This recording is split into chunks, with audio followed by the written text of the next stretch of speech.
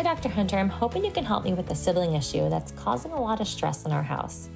So, I have three boys. The oldest two are 8 and 6, and they are just overly competitive with each other. The sibling rivalry feels like they are enemies most days. They obviously compete over things like sports and school, but then they compete over silly stuff like who got more french fries on their dinner plate and who got more letters right on their eye exam, like on a medical eye exam. The older one always wants the younger one to know how much smarter, more athletic, whatever he is. The competitiveness between them leads to constant fighting, and sometimes it gets physical and with wrestling or hitting. I just cannot go another 10 years listening to them fight every single day. I want them to realize that they are both on the same team and can both be successful in life, but I'm failing at getting that message across. Please tell me you have some advice. Thank you. You know what sibling rivalry is. It's the bickering and fighting between siblings that gets on everyone's nerves. It's the arguing, name calling, tattling, physical fighting, taking each other's things, competition, and comparison between your kids. Just making that list kind of gets my heart rate up. Kids fight, parents intervene, and then the kids get all your attention, even though it's not for the thing that they want attention for. Why are your kids fighting? I wish I could say it was because one toy really is better or one piece of cake really is larger. Those problems are easy to fix, and they don't have to happen again. Unfortunately, sibling rivalry is more complicated. It's related to birth order, family dynamics, individual temperaments, all things that you can't change and don't really have control over. So, sibling rivalry is inevitable. I'm sorry. But at least you're not alone. And I promise I'm going to explain some of the benefits of sibling rivalry.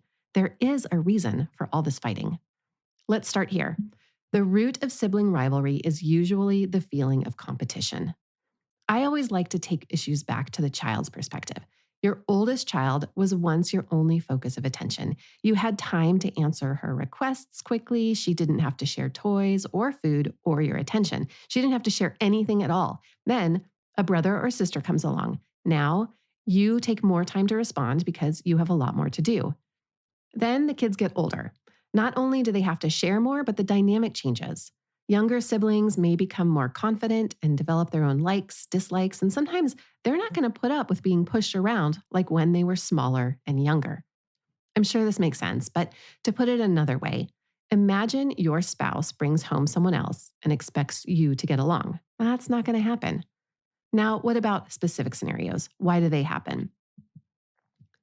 Sometimes siblings fight because one child is trying to get their brother or sister to play with them or give them their attention.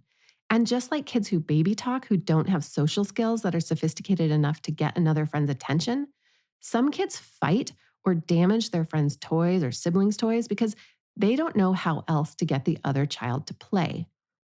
Siblings also might fight because they want to see how much power they can have over their sibling. Your younger child might not have any other way to experience power than to push his brother. And an older child might try to get a younger child in trouble to make themselves feel more powerful. These dynamics are especially difficult between a sibling and a disabled child. That's a whole other problem. But kids might provoke their brother or sister with autism or with a disability just to get a reaction from them and to get their parents' attention. Your kids are going to fight at some point, but there are a lot of strategies that can help.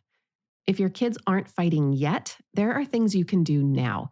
If they're really young, it's worth your effort to teach empathy and kindness from day one. One thing you can do is catch your older child being kind toward their sibling. With a new baby, praise your child for being gentle or waiting her turn while you finish changing the baby's diaper before playing with her. For siblings of toddlers, notice when they provide even the smallest kindness. Like say, you helped your sister get up when she fell down. Thanks for helping her. When kids get attention for kindness, you know what they're going to do. More things to get attention for being nice. Another thing you can do is if one sibling gets hurt, ask your other child to help out. Send them to go get a Band-Aid or an ice pack. Or if a sibling is crying, say, oh, she's sad, and ask your child to get a tissue. Look for tiny little ways like this that you can start to teach empathy. Okay, what if the fighting has already started? I've got lots of tips for you. First, set a good example. Try to keep your cool, and your kids will follow your lead and learn to stay calm too.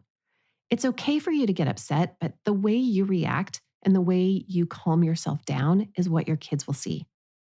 Also, note that how parents interact with each other and with other adults sets an example for how children should interact.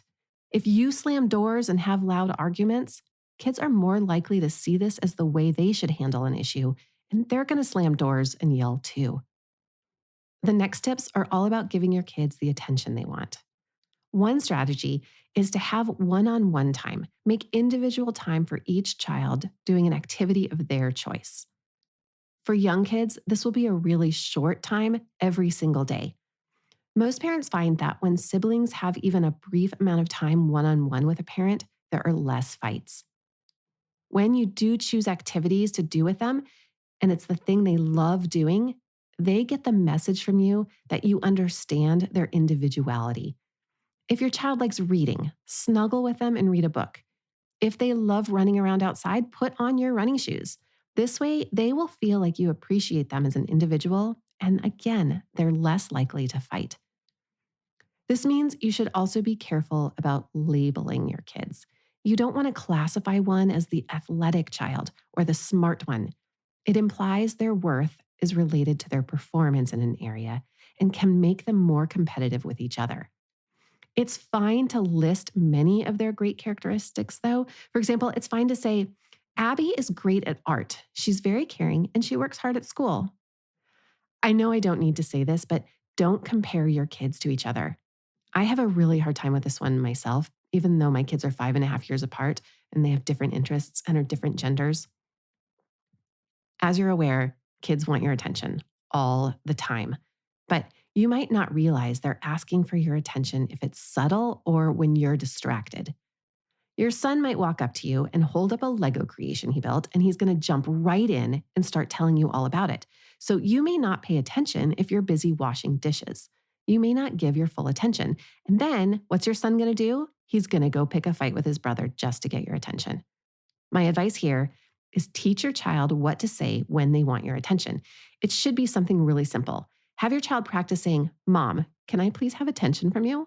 Before they ask for what they really want or try to describe their Lego creation to you. It's interesting because the first signs of your child asking for your attention is when a child learns that if they put their arms up, you will pick them up.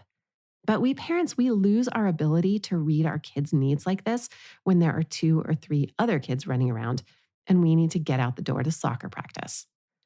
Older kids don't hold their hands up when they want your attention anymore. Instead, they whine. It'd be real helpful if they would just raise both arms. Once your child starts using this system to ask for attention, you need to give them your full attention immediately for the first few times. If you're not able to, at least make sure that you acknowledge that they've made a request and tell them a plan for when you can give them your attention. The next set of tips are all about how to structure your life and home to avoid the fighting. If your kids fight really often, you need to set up play dates. Find other friends. Your kids might need someone their same age with the same ability level or same interests to play with rather than with their sibling. Structure your home to create more chances for successful interactions between your kids. Put out toys you know that both kids like, or get art projects going or crafts going, things you know they can share. If you have the space in your house, give each child their own play area to do their own thing without getting in each other's way. Their space can be really small, like just a corner of a room, and you can use like a small carpet or rubber floor pads to mark off the area. Organize your day so your kids set a time for playing together. You can set a timer and plan an activity for them. And while you're at it, have a nighttime routine for siblings, like they have to give a high five to each other or do a secret handshake before bed, or they have to say goodnight and I love you to each other. That also helps to get them on the same page and reduces fighting. You can also help prevent fighting when your kids create positive memories together. Activities like having regular family dinners, cooking together, or playing board games, those are great ways for kids to bond. They have to have shared fun moments to have less incentive to fight and more opportunity to spend time with you. I'm not saying go on an awesome family vacation together, but yes, family vacation or time away is really valuable for bonding, according to experts like me. The other things you can do to help prevent sibling rivalry are to teach your kids how to interact. They may not have the social skills to know how to include their sibling, so it's easier for your child to kick their sibling out of the game or playtime. Teach your older kids how a younger sibling can join in a game if they can't figure out how to do it on their own. Maybe the little sister can be the patient, or maybe the older sibling can keep score or create games for the younger kids. And when kids do fight, you can talk with them about it later. Coach your kids about how to respond when their sibling does something they don't like. Teach them to be assertive. If your child doesn't like when his brother calls him names, teach him to tell your brother, I don't like it when you call me names. My name is Jonas, and that is what I want to be called. And teach them that if they can't control their temper, they can use calm down skills like walking away, counting, or maybe just taking 3 breaths. When your kids are playing well together or just being in the same room with just pure harmony, that's a good time to get involved with them. Show interest in what they're playing with. Get on the floor with them and take a picture of them playing together and put it on the refrigerator so they have a reminder of playing well and see that you're proud when they play well together. And of course, recognize when your kids are playing well together and reward that behavior. The best reward is your attention. So, telling them what you like or giving a hug is always a good idea, and it might prevent a fight later between them. When your kids are actually in the middle of fighting, you need to try your best to let your kids problem solve themselves and resolve the fight on their own. If you have to get involved, ask them how to solve the conflict. Try asking, what do we need to do so everyone can have a good time? Remember that when you give the fighting your attention, you are rewarding them. And when you let it play out, you teach them to work conflicts out on their own. A lot of parents use time out to get kids to stop fighting and calm down. And while kids may calm down and stop fighting, timeouts don't really teach kids how to resolve conflict. So you may want to rethink the strategy and try something else. When you do have to step in and stop your kids fighting, you end up in the middle being the judge. Try not to place blame on any one child, even if one child is to blame. First of all, it's hard for you to really know what happened. And if you don't know all the facts, you might accidentally be misguided. You don't know what happened earlier in the day that might have set off the current fight.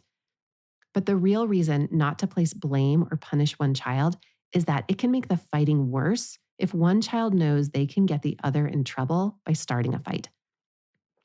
These are wily creatures you're dealing with. When you are doling out punishment, use the all in the same boat strategy. Whatever the consequence of the fight is, it has to be the same for everyone involved. If they're fighting over a toy, the toy goes away for the rest of the day for everyone. Your kids are quickly going to learn that it is in the best interest of everyone to find a solution before, they are put in the same boat. After any big fight, check in on how the sibling conflict is going with each child if they're old enough to discuss and share about it. Maybe try this at bedtime when things might be calmer. When you listen to your child's perspective, you're probably not going to solve the problem, but when your child feels like you're listening to them, it can go a long way to soothe their emotions. You can ask them, what were you feeling when it happened? What do you wish your brother would do differently? Your kids' emotions are not an excuse for their bad behavior, but kids are more likely to cooperate when they feel heard by you. And in the case of hitting and physical violence, tell your kids every time that violence is not acceptable. You can still ask them about their feelings afterward. It just doesn't make their actions okay. It's never okay to hit. Finally, if there are things that you know always cause a fight, you have to create rules about those issues. For example, if they fight over their time on the trampoline, have rules about how long each child can be on it. You may even need to have a family meeting and create clear rules for everything they fight about. This is in your best interest. It's easier to point out a rule than to choose which child is right in a given situation. Point out the rule and let them figure it out. And you may need to put in earplugs, and that's totally fine too.